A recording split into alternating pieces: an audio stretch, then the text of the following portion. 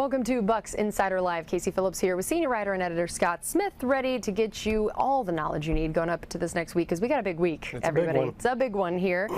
First, we thought we'd start out by looking back at this Arizona game and some of the developments. Now we know there's also some very big news on the injury front and a lot of things going on with the team, so we'll get to all of that. First, let's look back at this Arizona game and just some of the big takeaways for you and what it means of knowing what a crucial time of year this is, the way they pulled out that win, what it says about this team, and the things that we know going into the rest of the year. Well, yeah, all year they've shown resiliency. That's obvious, and that comeback at the end was exciting and Tom Brady-esque and season-saving potentially. But I think the big picture is the team. It's the same issue that they've had most of the season, and that they can't quite put together 60 minutes of good football. You get a good opening drive, which we've had a lot, and it ends in a field goal. And then after that, they only score 3 more points until the fourth quarter, just really having trouble converting third downs, getting anything downfield. Tom Brady's time to throw in that game, his average time from snap to throw was 2.16 seconds, and he's been getting rid of it quick all year and last year as well, but that is the single lowest time to throw he's had in a game since they've been tracking it in 2016. So obviously there was pressure, there was difficulty having long developing plays, didn't get a ball to Mike Evans, 1 5-yard pass until the fourth quarter. Just couldn't put together 4 quarters of quality football, and they'll say the same thing. Coach Bowles will say the same thing. It's just that's been the issue, and it's troublesome that it still is happening, but it also leaves you with a little bit of optimism that this team can play a much better game than it has.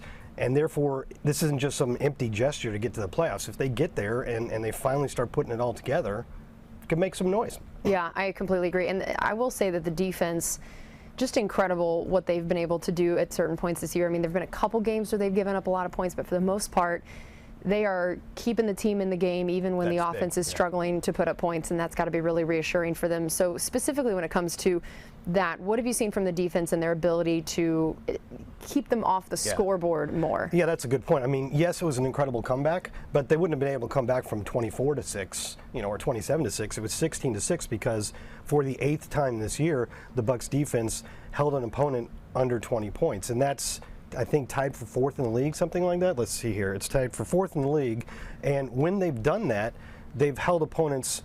I mean, they've won 7 of 8 games. Now, you say, of course, yeah, you hold the opponents to less points, you're going to win a lot, right? But look at the Broncos. They've done it 10 times, and they're 4-6 in those games. So it's not a guaranteed win, but keeping them under 20, the Buccaneers have been able, in almost every case, to score enough to win. Yeah, I guess that's the point. Right. Yeah, and it's so reassuring when you know that it's got, again, as your offense, if they're struggling, if they miss a few drives, or if they get 3 instead of 7, it's got to still be nice to know that, hey, we're going to be in this. That you just keep giving us the ball, and the defense is going to hold us in this. But the offense, you talked about there was still sometimes struggling to get a few more of the explosive plays. But I will say that we yet again keep talking about Chris Godwin and how reliable he is, that maybe you aren't getting as many of the explosive plays, but you are able to find guys on so many plays, that Godwin is still making so many catches so consistently. Yeah, and I think I get questions about, well, let's get to this first. With his 8 catches in that game, which was his 12th straight game with at least 5 catches, by the way, he passed James Wilder to become 2nd in team history in receptions, which is kind of amazing to have the top 2 guys on your team at the same time. I actually did a little look at that a couple months ago. It's not very common, but the 2 leading receivers in team history are your 2 starting receivers right now. But Chris Godwin just keeps doing it week after week, and a lot of it has to do with the type of passes that we throw to Chris. So he gets a lot of tunnel screens and quick hits where he gains a lot of yards after the catch, like this one right here. And he's obviously extremely good at it, but that's a play where the ball is out of Tom's hand like immediately. And so when I get questions in emails and so on, is Godwin now our number 1 instead of Mike Evans? Well, there's been no decline in the quality of Mike's play. It's the type of passes that we try to throw to each of these guys. Their average depth of target, Mike's the targets to him travel in the air about twice as far as they do to Chris Godwin, like 12 yards down the field. So with the way our offense is currently constructed and Tom getting rid of the ball very quickly, those are harder plays to get. The quick passes to Godwin, obviously it's not hard to get the ball in your hand quickly when you're throwing it, right down the line. Now, those plays aren't guaranteed to work. They have to be blocked up well, and they have to go to a talented receiver like Chris. But you can understand why in some games he's getting the ball a lot more than Mike. Right, and I do think that as you mentioned, there was some pressure in the game, and we've seen how quickly Brady is trying to get the ball out of his hands, potentially because he's not sure how long that pocket is going to be open and available for him. And I think a huge factor in that, of course, could potentially be resolved by the end of the season. Maybe. Ryan Jensen, maybe. I was just so excited that there was going to be finally news for us to share with people about this, because I know we felt so bad that everyone's of course been asking, and we're just like, we don't know, we got nothing. And finally we have something to talk about with Ryan Jensen. So tell us the news on that, and what are the odds that we actually see him in a game at some point the rest of the season? So Ryan was designated to return for major reserve, which means, and that was Wednesday, and that means that opens up a 21-day window when he can practice with the team, which he did on Wednesday and will again today, and doesn't count against the roster. And at any point during that 21 days, you can then activate him to the 53-man roster, which would involve another roster move to open a spot.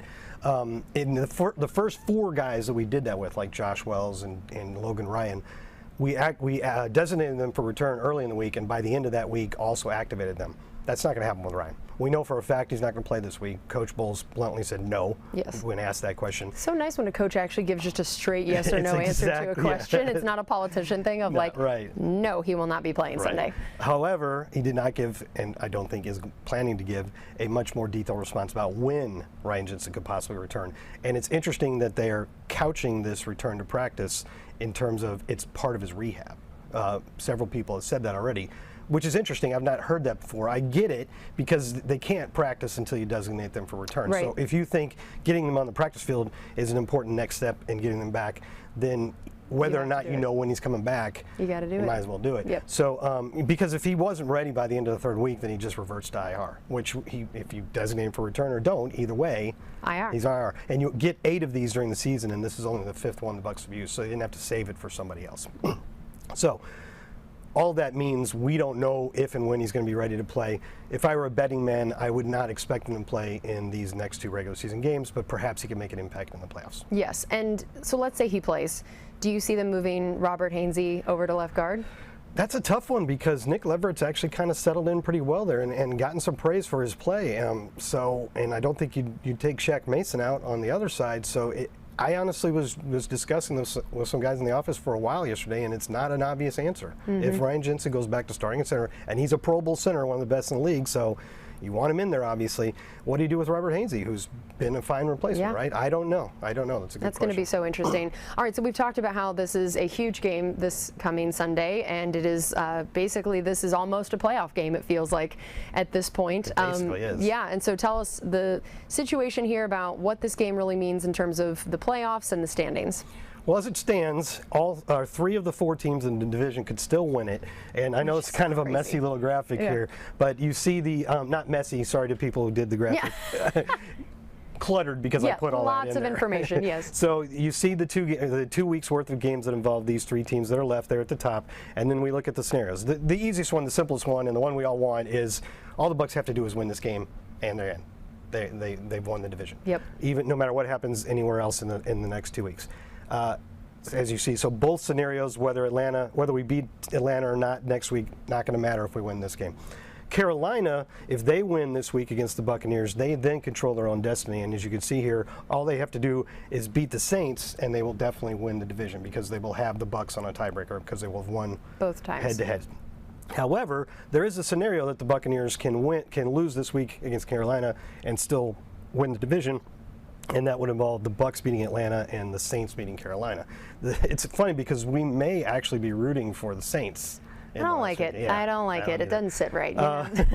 Now the Saints could win if they need the Panthers to beat us, and then they beat the Panthers, and then the Bucs lose to Atlanta. And in that case, the Saints will just be 1 game ahead of everybody else in the division, because they can't win the tiebreakers because of head-to-head records. Right. So they need to get clear of both the Bucs and the Panthers, and to do that, they need the Panthers to beat us, but then lose. This is crazy. Crazy. They would conceivably. I mean, we'd be playing probably at the same time, but the Saints on Sunday of Week 18 could be sitting there controlling their own destiny if the Bucs are losing to the Falcons. That's not really controlling your own destiny, but they are the ones that they don't have to hope somebody else beats the Panthers. They get to play them. Right. So there's a lot of different scenarios there, but just the one to keep in mind.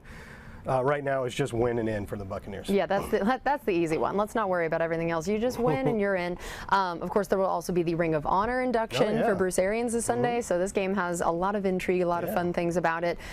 We know that it did not go well the last time these two teams faced each other. So what do you see as the keys this week, the things that are different already, that need to be different from that last matchup? I think the most obvious and the most important thing the Buccaneers need to do is stop the run. The Panthers, the last time the Bucs played the Panthers, they had just traded Christian McCaffrey.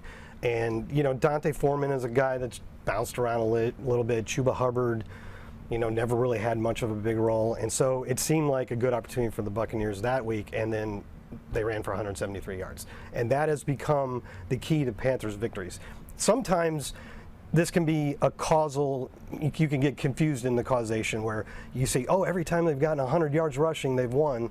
Well, sometimes that's opposite causation. You're winning the game, and therefore you run the ball more and you get more yards. But in the Panthers' case, they are running to win games. Yes. And they have exceeded 100 yards in 8 of their games, and they're 6-2 in those games. That's all 6 of their wins. They've lost every game when they haven't got to 100. Wow.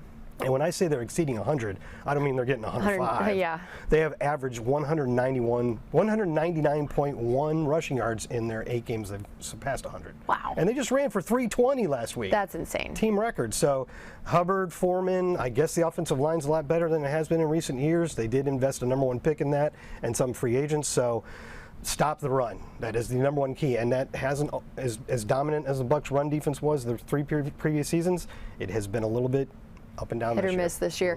And Vita Vea has been injured. He did.